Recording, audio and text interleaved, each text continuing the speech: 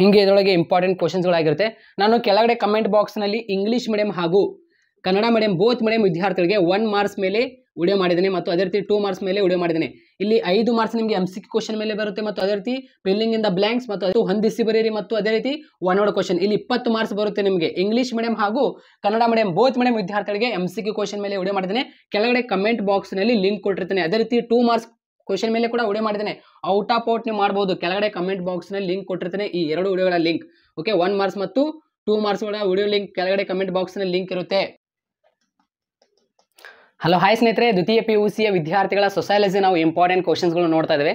5 ಅಂಕದ ಕ್ವಶನ್ಸ್ಗಳು ಮತ್ತು ಅದೇ ರೀತಿ 10 ಅಂಕದ ಕ್ವಶನ್ಸ್ಗಳು ಆ್ಯಸ್ ಪರ್ ನಿಮಗೆ ನೀಲನಕ್ಷೆ ಪ್ರಕಾರ 2024 ಇಂಗ್ಲೀಷ್ ಮೀಡಿಯಂ ಹಾಗೂ ಕನ್ನಡ ಮೀಡಿಯಂ ಬೋತ್ ಮೀಡಿಯಂ ವಿದ್ಯಾರ್ಥಿಗಳಿಗೆ ಇಂಪಾರ್ಟೆಂಟ್ ಕ್ವಶನ್ಸ್ಗಳು ನೀಡ್ತಾ ಇದ್ದಾನೆ. ಇದು ವಿದ್ಯಾರ್ಥಿಗಳ ಕೊನೆಯ ಎಕ್ಸಾಮ್ ಆಗಿದೆ.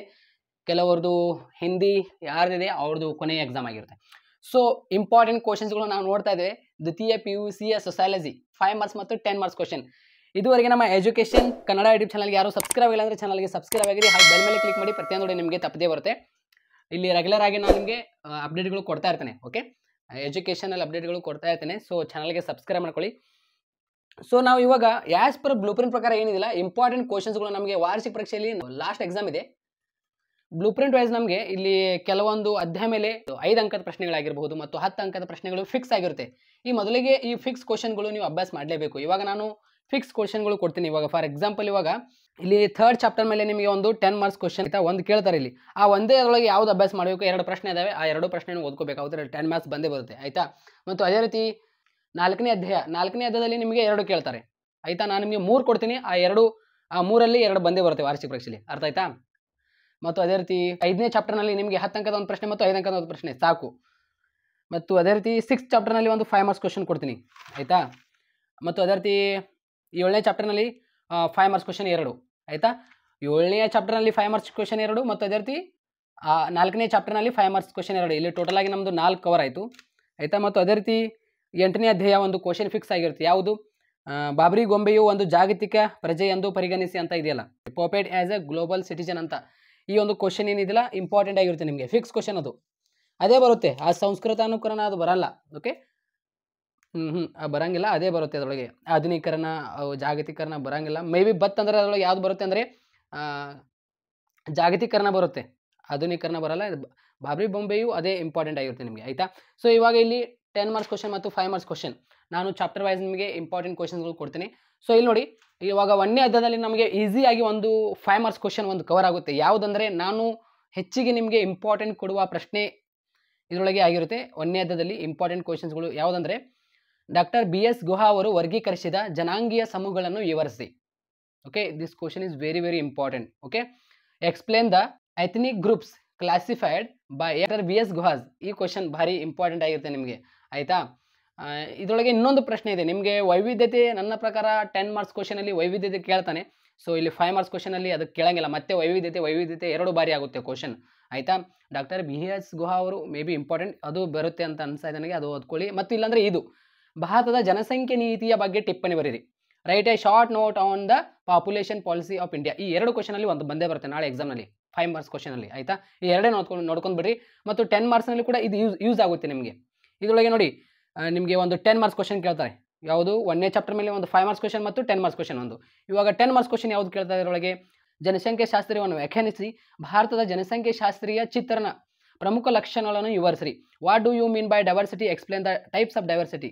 ಏನು, ವೈವಿಧ್ಯತೆಯನ್ನು ವ್ಯಾಖ್ಯಾನಿಸಿ ಮತ್ತು ವೈವಿಧ್ಯತೆಯ ಪ್ರಕಾರಗಳನ್ನು ವಿವರಿಸಿರಿ ಅಂತ ನಿಮಗೆ ಇದೊಂದು ಕ್ವಶನ್ ಇದೆ. ಇದರೊಳಗೆ ಇನ್ನೊಂದು ಕ್ವಶನ್ ಇದೆ, ಯಾವುದು, ಜನಸಂಖ್ಯೆ ಶಾಸ್ತ್ರೀಯವನ್ನು ವ್ಯಾಖ್ಯಾನಿಸಿ, ಭಾರತ ಜನಸಂಖ್ಯೆ ಶಾಸ್ತ್ರೀಯ ಚಿತ್ರಣ ಪ್ರಮುಖ ಲಕ್ಷಣಗಳನ್ನು ವಿವರಿಸಿರಿ. ಓಕೆ, ಈ ಒಂದು ಕ್ವಶನ್ ನಿಮಗೆ ವೆರಿ ವೆರಿ ಇಂಪಾರ್ಟೆಂಟ್ ಆಗಿರುತ್ತೆ. ಓಕೆ, ಇಂಡಿಯನ್ ಪಾಪ್ಯುಲೇಷನ್ದು ಏನಿದೆಯಲ್ಲ ಫ್ಯೂಚರ್ಸ್ ಕೇಳಿದ್ದಾರೆ. ಇದು ವೆರಿ ವೆರಿ ಇಂಪಾರ್ಟೆಂಟ್ ನಿಮಗೆ, ಫ್ಯೂಚರ್ಸ್ ನೋಡ್ಕೊಳ್ಳಿ, ಇದು ಇಂಪಾರ್ಟೆಂಟ್ ಆಗಿರುತ್ತೆ ನಿಮಗೆ. ಜನಸಂಖ್ಯೆ ಶಾಸ್ತ್ರವನ್ನು ವ್ಯಾಖ್ಯಾನಿಸಿ ಅಂತ 10 ಮಾರ್ಕ್ಸ್ ಕ್ವಶನಲ್ಲಿ ಒಂದು ಮತ್ತು 5 ಮಾರ್ಕ್ಸ್ ಕ್ವಶನಲ್ಲಿ ಒಂದು ಕವರ್ ಆಗಿಬಿಡುತ್ತೆ ಇದರೊಳಗೆ ನಿಮಗೆ ಆಯಿತಾ. ಇವಾಗ 2ನೇ ಚಾಪ್ಟರ್ನಲ್ಲಿ ನಿಮಗೆ 5 ಮಾರ್ಕ್ಸ್ ಕ್ವಶನ್ ಕೇಳಂಗಿಲ್ಲ, 10 ಮಾರ್ಕ್ಸ್ ಕ್ವಶನ್ ಕೇಳ್ತಾನೆ. ನೀವು ಆ್ಯಸ್ ಪರ್ ಬ್ಲೂ ಪ್ರಿಂಟ್ ಪ್ರಕಾರ ಏನಿದೆಯಲ್ಲ ನಾನು ಇವಾಗ ಕ್ವಶನ್ಸ್ಗಳು ಕೊಡ್ತೀನಿ, ಇವೆಲ್ಲ ನೀವು ಓದ್ಕೊಂಡು ಬರ್ರಿ, ಅವೇ ಕ್ವಶನ್ಸ್ ಬರುತ್ತೆ. ಇವಾಗ ಇಲ್ಲಿ ನೋಡಿ, ಜಾತಿಯನ್ನು ವ್ಯಾಖ್ಯಾನಿಸಿ ಮತ್ತು ಜಾತಿಯ ವ್ಯವಸ್ಥೆಯ ಗುಣಲಕ್ಷಣಗಳನ್ನು ವಿವರಿಸಿ ಅಂತ ಕೇಳ್ಬೋದು. Okay, define caste and explain the characteristics of caste system ಅಂತ ಕೇಳ್ಬೋದು. ಇಲ್ಲಾಂದರೆ ಪರಿಶಿಷ್ಟ ಪಂಗಡಗಳ ಸಮಸ್ಯೆಗಳನ್ನು ವಿವರಿಸಿರಿ. This question is very very important. Okay, explain the problems of scheduled tribes. ಇದು ಪ್ರಶ್ನೆ ಆಗಿರ್ಬೋದು. ಇಲ್ಲಾಂದರೆ ಇದರೊಳಗೆ ಇನ್ನೊಂದು ಕ್ವಶನ್ ಇದೆ, ಯಾವುದು, ಕರ್ನಾಟಕ ಹಿಂದುಳಿದ ವರ್ಗದ ಆಯೋಗದ ಬಗ್ಗೆ ನಿಮಗೆ ಮೇ ಬಿ ಕೇಳಂಗಿಲ್ಲ, ಇದು 5 ಮಾರ್ಕ್ಸ್ ಕ್ವಶನಲ್ಲಿ ಕೇಳಂಗಿಲ್ಲ, ಡೋಂಟ್ ವರಿ. ನಿಮಗೆ ಇದರೊಳಗೆ ಜಾತಿಯನ್ನು ವ್ಯಾಖ್ಯಾನಿಸಿ ಮತ್ತು ಜಾತಿಯ ಲಕ್ಷಣಗಳನ್ನು ನಿಮಗೆ ಕೇಳ್ಬೋದು, ಇಲ್ಲಾಂದರೆ ಪ್ರಶಿಷ್ಟ ಪಂಗಡಗಳ ಸಮಸ್ಯೆನೇ ಇಂಪಾರ್ಟೆಂಟ್ ಆಗಿರುತ್ತೆ ನಿಮಗೆ, ಆಯಿತಾ.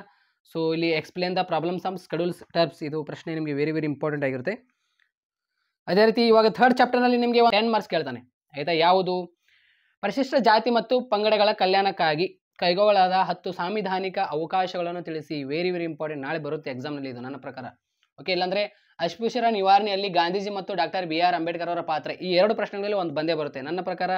ಇವಾಗ ಪರಿಶಿಷ್ಟ ಜಾತಿ ಮತ್ತು ಪಂಗಡಗಳ ಕಲ್ಯಾಣಕ್ಕಾಗಿ ಕೈಗೊಳ್ಳಲಾದ 10 ಸಾಂವಿಧಾನಿಕ ಅವಕಾಶಗಳನ್ನು ನಿಮಗೆ ಬರ್ಬೋದು, ಇದು ಇಂಪಾರ್ಟೆಂಟ್ ಆಗಿರುತ್ತೆ, ಆಯಿತಾ. Mention the 10 constitutional provisions, okay, made for the welfare of scheduled castes and scheduled tribes. ಈ ಕ್ವಶನ್ ವೆರಿ ವೆರಿ ಇಂಪಾರ್ಟೆಂಟ್ ಆಗಿರುತ್ತೆ.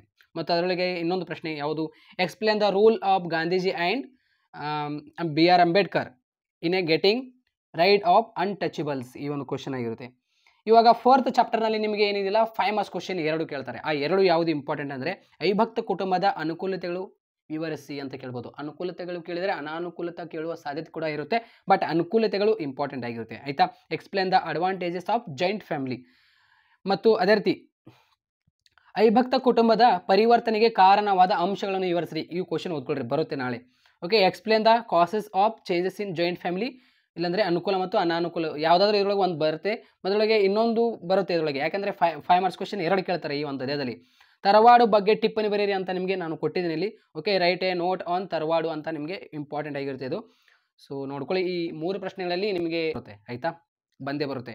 ಇದರೊಳಗೆ ನಿಮಗೆ ಟ್ವಿಸ್ಟ್ ಮಾಡಿ ಕ್ವಶನ್ ಕೇಳ್ಬೋದಾ? ಇವಾಗಲೇ ಹೇಳ್ತಾ ಇದ್ದೆ ನಾನು, ಈ ಅವಿಭಕ್ತ ಕುಟುಂಬ ಮೇಲೆ ಏನು ಚಾಪ್ಟರ್ ಇದೆಯಲ್ಲ 4th ಚಾಪ್ಟರ್ ಮೇಲೆ ಒಂದು ಕ್ವಶನ್ ಇವಾಗ ಅನುಕೂಲತೆಗಳು ಡೈರೆಕ್ಟಾಗಿ ಕೇಳ್ಬೋದು, ಇಲ್ಲಾಂದರೆ ಪರಿವರ್ತನೆಗೆ ಕಾರಣವಾದ ಅಂಶಗಳು ಡೈರೆಕ್ಟಾಗಿ ಕೇಳ್ಬೋದು. ಬಟ್ ಇದರೊಳಗೆ ಏನಾದರೂ ಕ್ವಶನ್ ಟ್ವಿಸ್ಟ್ ಮಾಡಿದರೆ ಆ ಒಂದು ಕ್ವಶನ್ಗೆ ಏನು ನೀವು ಅರ್ಥ ಮಾಡ್ಕೊಂತಿರಲ್ಲ, ಇದೇ ಪಾಯಿಂಟ್ಸ್ ಹಾಕಿ ಬರೀಬೇಕು.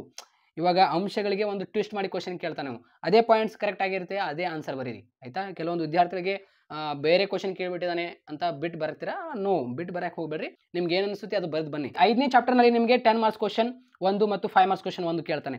ಇವಾಗ ನನ್ನ ಪ್ರಕಾರ ಕೊಳಚೆಯ ಪ್ರದೇಶದ ಗುಣಲಕ್ಷಣಗಳನ್ನು ವಿವರಿಸ್ರಿ, ವೆರಿ ವೆರಿ ಇಂಪಾರ್ಟೆಂಟ್, ಆಯಿತಾ. ಯಾಕೆಂದರೆ ಇದೇ ಒಂದು ಕ್ವಶನ್ ಇಂಪಾರ್ಟೆಂಟ್ ಆಗುತ್ತೆ ನಿಮಗೆ. 10 ಅಂಕದ ಪ್ರಶ್ನೆಯಲ್ಲಿ ಯಾವುದೋ ಒಂದು ಕ್ವಶನ್ ಕೇಳ್ತಾನಂದರೆ ಕೃಷಿಯ ಸಂಘಟಿತ ಮತ್ತು ಕರ್ನಾಟಕದಲ್ಲಿ ರೈತರ ಆತ್ಮಹತ್ಯೆಗೆ ಪ್ರಕರಣಗಳು ವಿವರಿಸಿದೆ ಅಂತ ನಿಮಗೆ ಕೇಳ್ಬೋದು, okay. Explain the futures of slum ಕೇಳ್ಬೋದು, ಇಂಪಾರ್ಟೆಂಟ್ ಆಗಿರುತ್ತೆ. ಅದೇ ರೀತಿ ನಿಮಗೆ ಭಾರತೀಯ ಗ್ರಾಮಗಳ ಕೃಷಿ ಮತ್ತು ಆರ್ಥಿಕ ಸಮಸ್ಯೆಗಳು ಏನಿದೆಯಲ್ಲ ಅದು 10 ಮಾರ್ಕ್ಸ್ ಕ್ವಶನಲ್ಲಿ ವೆರಿ ವೆರಿ ಇಂಪಾರ್ಟೆಂಟ್ ಆಗಿರುತ್ತೆ, ಆಯಿತಾ. ಸೊ ಭಾರತೀಯ ಗ್ರಾಮಗಳ ಕೃಷಿ ಆರ್ಥಿಕ ಸಮಸ್ಯೆಗಳು ಅಂತ ವೆರಿ ವೆರಿ ಇಂಪಾರ್ಟೆಂಟ್ ಅದು ನೋಡಿ.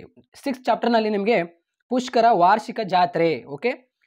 Right a note on Pushkar annual fair, ಈ ಕ್ವಶನ್ ಓದಲೇಬೇಕು, ಇಂಪಾರ್ಟೆಂಟ್ ಆಗಿರುತ್ತೆ. ಮತ್ತು ದೋರಾಯ ಮಾರುಕಟ್ಟೆ ರಚನೆ ಅದು ಕೇಳಂಗಿಲ್ಲ ನಿಮಗೆ, ಪುಷ್ಕರ್ ವಾರ್ಷಿಕ ಜಾತ್ರೆನೇ ಕೇಳ್ತಾನೆ. ಇಲ್ಲಾಂದರೆ ಸಮೂಹ ಮಾಧ್ಯಮಗಳ ಕಾರ್ಯಗಳನ್ನು ವಿಶ್ಲೇಷಿಸಿ ಅಂತ ಕೇಳ್ಬೋದು, okay. Analyse the functional of mass media ಅಂತ. ಬ್ರಿಟಿಷರ ಆಳ್ವಿಕೆಯಲ್ಲಿ ಉಗಮಗೊಂಡ ವ್ಯಾಪಾರ ಸಮುದಾಯಗಳನ್ನು ತಿಳಿಸಿ, very very important. Explain the merchant communicates that emergency during the British rule, ಈ ಒಂದು ಪ್ರಶ್ನೆ ಇಂಪಾರ್ಟೆಂಟ್ ಆಗಿರುತ್ತೆ. ಅದೇ ರೀತಿ 7th ಚಾಪ್ಟರ್ನಲ್ಲಿ ನಿಮಗೆ ದಲಿತ ಚಳುವಳಿಯ ಬಗ್ಗೆ ಟಿಪ್ಪಣಿ ಬರೀರಿ ಅಂತ ಕೇಳ್ಬೋದು, ಇಲ್ಲಾಂದರೆ okay write a note on Dalit movement ಅಂತ ಕ್ವಶನ್ ಕೇಳ್ಬೋದು, ಇಲ್ಲಾಂದರೆ ಅಕಾರ್ಡಿಂಗ್ ಟು ಕ್ಯಾಥೋಲಿನ್ ಗಾವ್ಸ್ ಫಾರ್ಮರ್ ಮೂವ್ಮೆಂಟ್ ಅಂತ ಕೇಳ್ಬೋದು ಬ್ರೀಫ್ಲಿ, ಇದೊಂದು ಪ್ರಶ್ನೆ ಇಂಪಾರ್ಟೆಂಟ್ ಆಗಿರುತ್ತೆ. ಇಲ್ಲಾಂದರೆ ನಿಮಗೆ ಮಲಪ್ರಭಾ ಚಳುವಳಿಗೆ ಪೂರಕವಾದ ಅಂಶಗಳು, ನನ್ನ ಪ್ರಕಾರ ಕೇಳಂಗಿಲ್ಲ ಅದು ಓದ್ಕೊಳಕ್ಕೆ ಹೋಗ್ಬೇಡ್ರಿ, ಆಯಿತಾ. ಕರ್ನಾಟಕ ರಾಜ್ಯ ಸಂಘದ ಹೋರಾಟದ ಪ್ರಮುಖ ವಿಷಯಗಳನ್ನು ವಿವರಿಸಿ, ಇಂಪಾರ್ಟೆಂಟ್ ಆಗಿರುತ್ತೆ. Explain the important issue of struggle of Karnataka state farmers, okay, association, important ಆಗಿರುತ್ತೆ, ಆಯಿತಾ. ಈ ಕ್ವಶನ್ ಇಂಪಾರ್ಟೆಂಟ್ ನೋಡಿ, ಬ್ರಿಟಿಷರ ಆಳ್ವಿಕೆಯಲ್ಲಿ ಉಗಮಗೊಂಡ ವ್ಯಾಪಾರಿ ಸಮುದಾಯಗಳನ್ನು ತಿಳಿಸಿ ಅಂತ. 8th ಚಾಪ್ಟರ್ನಲ್ಲಿ ಕೊನೆಯ ಚಾಪ್ಟರ್ನಲ್ಲಿ ನಿಮಗೆ ಬಾಬ್ರಿ ಬೊಂಬೆಯು ಒಂದು ಜಾಗತಿಕ ಪ್ರಜೆ ಎಂದು ಪರಿಗಣಿಸಿ ಅಂತ, okay. Babri poet is the consider as A global citizen, ಈ ಒಂದು ಕ್ವಶನ್, ಆಯಿತಾ. ಇದರೊಳಗೆ ಇಲ್ಲಾಂದರೆ ಖಾಸಗೀಕರಣ ಸಹಾಯಕವಾದ 5 ಪ್ರಮುಖ ಅಂಶಗಳು,